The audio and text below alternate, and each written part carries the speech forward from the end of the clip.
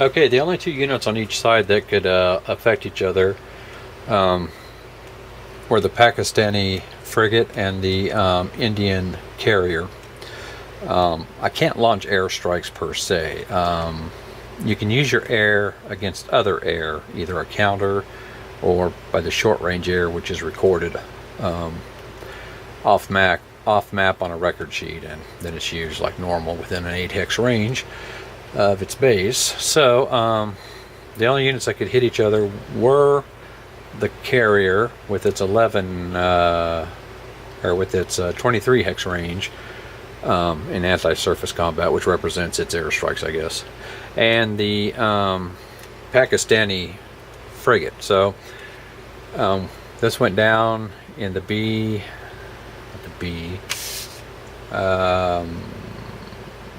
well, whichever, one of the joint combat phases. Anyway, the carrier struck first, and it hit with a 1, as you can see there, barely, off to the lower right. It hit the fast frigate with a 1. It needed a 1 or a 2, and it hit it, sunk it, but at the same time, all units get to fire, simultaneous fire within the same anti-air or anti-ship segments. So it fired back at the Indian carrier and rolled a 5, I think, missing it. So the Indians have taken care of the Pakistani long-range threat, because the DD can only fire at surface targets in the same hex.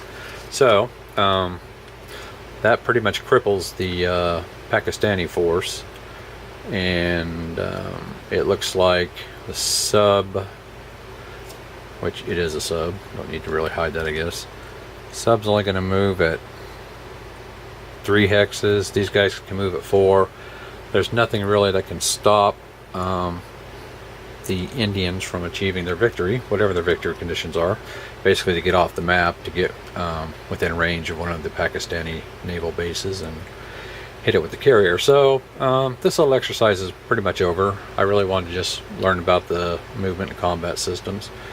The game doesn't live up to my expectations of it. I'm glad I have it. I can see where it could use quite a bit of house rules and optional rules to make it just slightly more realistic. I don't think it should be, I don't like the one shot, one kill. You're not going to slam a couple missiles into a carrier, even a third world carrier like the Vikrant, or Vikrant, whatever, and just take her down to the bottom. Now, you might disable her, damage her enough that she'll have to leave the battle, but you know, carriers are built pretty strong. They just don't sink that fast unless you hit them with a nuke.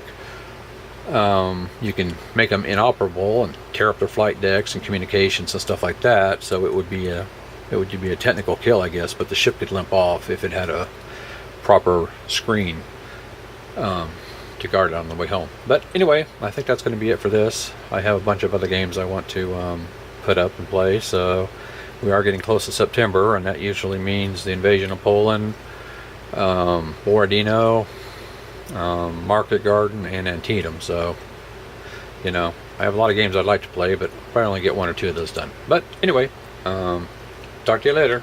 Bye.